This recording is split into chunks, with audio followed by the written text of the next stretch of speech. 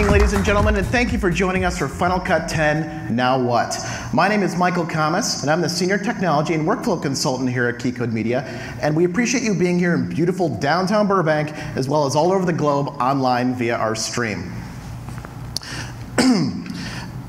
If we jump back into the Wayback Machine, the technology Wayback Machine, into the ancient days of computers, say maybe 10 years ago, Windows XP didn't exist. Mac OS X didn't exist, and all of you were still stealing music from Napster and pissing off the record companies.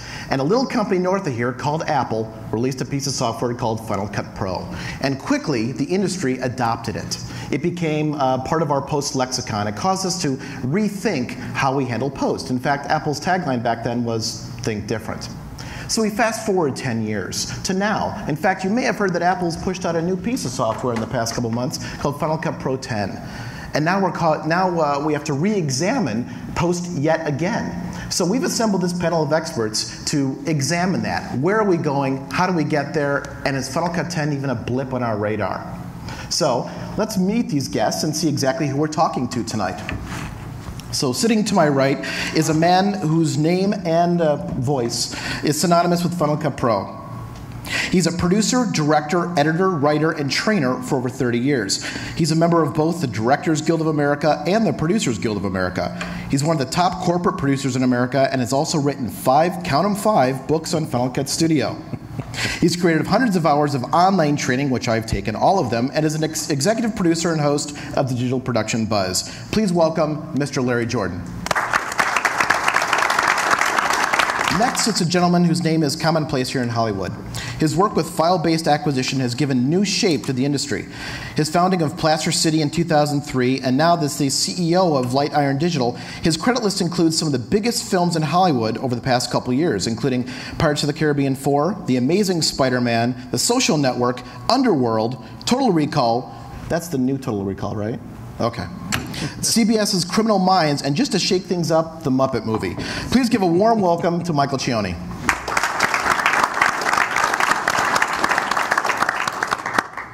Next, we have a man who, quite frankly, I don't know where the myth ends and the man begins. He's a film and music editor with a credit list including Heathers, The Cotton Club, and Oliver Stone's Wild Palms. He's a writer and blogger with nearly 100 published articles and professor and editing track head at the USC School of Cinematic Arts. He's developed curriculums and workshops for scholastic facilities worldwide, as well as major Hollywood studios. He belongs to more organizations than you can fit in a business card, but most importantly, he's a damn nice guy. Please welcome Norman Hollyn. I'm impressed. Next, we have a man who's had the editing responsibilities for some of the most successful shows on cable television. His work was featured on The Real World, the hidden camera show Punk'd, and currently, a favorite guilty pleasure of mine, Tosh.0. He not only lends his talent to editing, but also to the IT and infrastructure side, most notably the Final Cut Pro transition of Buna Murray, one of the largest Final Cut Pro houses here in Hollywood. His company, Helium Digital, continues to edit, but also consult on workflows. Please welcome the third Michael to this panel, Michael Gossen. Lastly, and just barely, we have someone who's on the front lines daily. His assistant editing work over the past few years runs the gamut. He's worked on iCarly, Eureka, which just got canceled, I'm sorry, The Cleveland Show, Project Runway, and The Hills. He also has edited feature films like Punk's Not Dead and Spit. Most recently, he signed on to assist on the new MTV series, Teen Wolf. Please welcome Jeremy Weinstein. So, gentlemen, let's start off pretty basic. Those of you who are currently editing out in the field, and are any of you seeing Final Cut 10? Is it in any of your workflows currently? I'm hearing crickets. No. I've seen pictures of it. I would say I do use Final Cut 10, and it's mainly for stuff that is direct to not to go to cinema. So just basically things that are like promo developments or sometimes promo put-togethers. And it also has really, really great tools with regard to quick transcoding for file uploads to various different places. So I'm sort of experimenting it with those tools because it's easy to drag and drop and an export and a move and little things like that. But in editorial, I don't think any of us yet, no. So would you say it fits into a workflow, or would you say it's more of a standalone application currently? I would say right now it's starting to be the beginning of little workflow sort of plot points. It just kind of finds its way in little areas. Of course, that's how things go, and then those sort of masses grow. Okay, so that's currently anyone else? Has anyone else had any discussions? I've been asked because we do a lot of supervised sessions, and they hate waiting for things to render.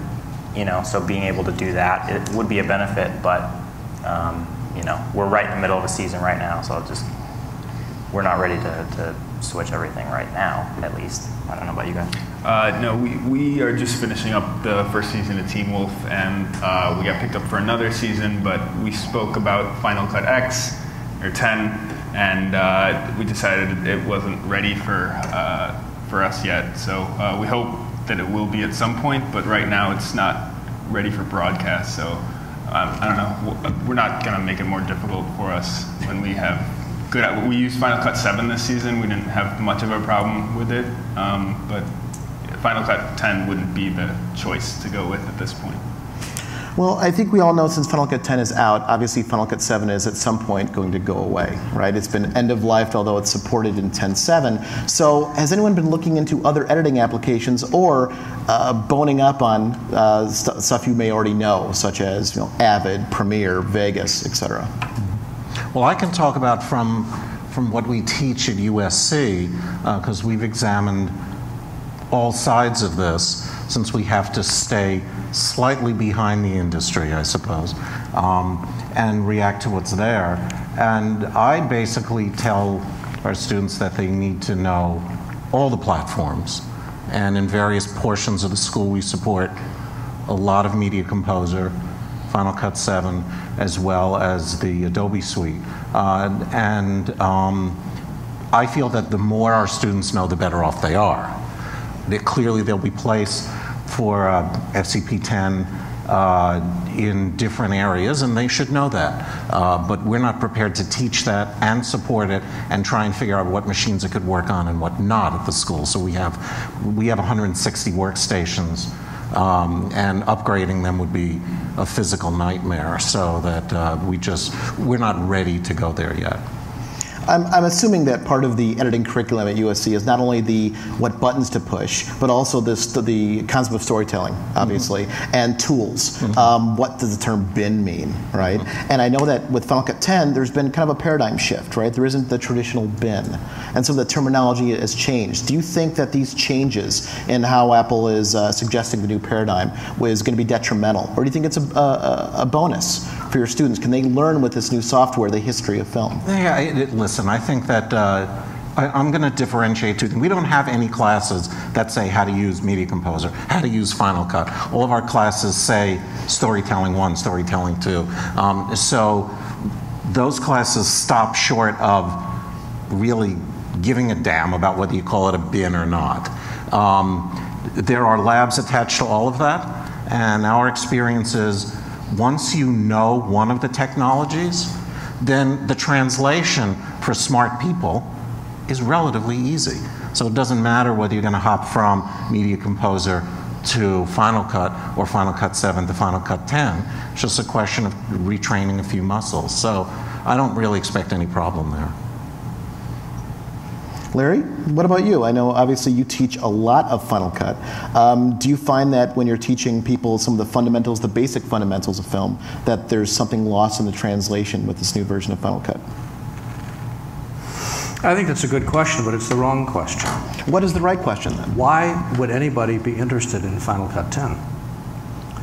That was our second break, Larry. You steal my thunder. But go on. See, I look around the room, and we're located in Burbank, and we're talking to what could be arguably the highest of the high-end professional user. And the assumption, therefore, is that if Final Cut 10 does not appeal to the high-end user, it therefore has no value. And I think that's an incorrect assumption. Just to put you on the spot for a second, do you know anyone that's editing using Avid Media Composer 3? Quite a few, actually. Has Avid Media Composer 3 been updated in the last, 3 years? The Avid Media Composer 3, no. Right. So obviously they can't do broadcast quality work with a piece of software that was not updated in the last 3 years. Isn't that true? I think that's an unfair comparison. I think it is an exact comparison because it assumes that in order for us to do high quality work, we have to have the absolute latest tool. Do you remember when Final Cut 4 shipped? Oh, yes, I do, yeah. Okay. Did Final Cut 4.0 work? Not very well. Did Final Cut 4.01 work? The answer is slightly no. better. How about 4.02? No. 4.03? No. 4.04? That was the version of the software. So what we're seeing is, I think, a rush to judgment. And I'm not to defend Apple. God knows they've done a great job of making my life miserable for the last several months. But let's take a look at the bigger picture. The bigger picture is everybody at this room, with me accepted and perhaps you, every one of these people are professional storytellers. I was talking with a gentleman, Alan Edward Bell. Alan Edward Bell edits on an Avid, did Water for Elephants. And we were talking, because in those days everybody's saying we're switching to Avid or we're switching to Premiere. So my show, Digital Production Buzz, did a whole show dedicated to Avid and a whole show dedicated to Premiere. And we interviewed Alan. I said, Alan, does it really make a difference what tool you edit? He said, it makes me a little faster. But I'm an editor. You give me an Avid, you give me Premiere, you give me Final Cut, you give me Vegas, you give me a film bin. At the end of the day, I'm going to give you the same story. It may take me longer to get there, but I'm going to get the same story. So what we're arguing about is whether this hammer is better than another hammer.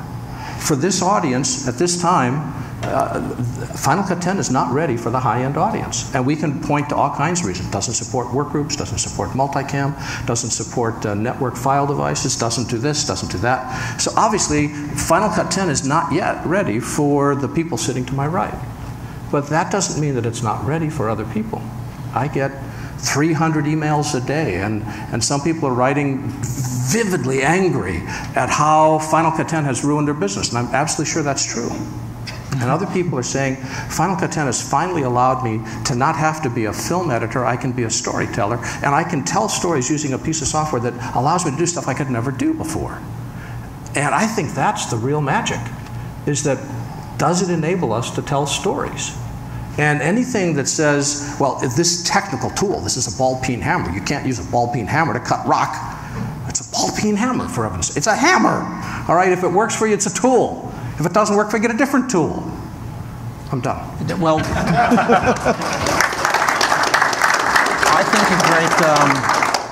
think a great analogy, without talking hammers here. Wow, we had one on the video. That's a hammer, that's right. That's a big mallet. One of I'm on a group of people who help advise some of the nonlinear editing companies around, and Avid came in early on and showed us 5, when Avid 5 was coming out with this new great smart tools thing. And most of the editors on this panel, you would have thought that Avid came and said, we are going to kill each one of your children in front of you right now. So for people who have to work in front of a monitor with a director or producer of varying degrees of obnoxiousness over their shoulder like this, you don't want to change. You want the tools where they're going to be so you can be comfortable with it. For people who are not working in that world, change is cool. And they will probably, and I'm not saying Final Cut Pro 10 is that great change that everybody's going to move to. I'm just saying that once people get over the idea that it's not the way it used to be, some of us embrace that. And it is just an evolution, as you said, Michael. And you get used to new terminology. You get used to new button placements. Oh my God, they took the lifting man out of Avid Media Composer. How horrible. Eventually, you figure out that that button does something very similar. So I think it's really an issue of the manner in which you work, the comfort level with new things, and other people breaking ground often for you. Depends upon your market. Well, our market demands that we take a quick break. So we're going to take a quick commercial. We'll be back in a few minutes. Stick with us.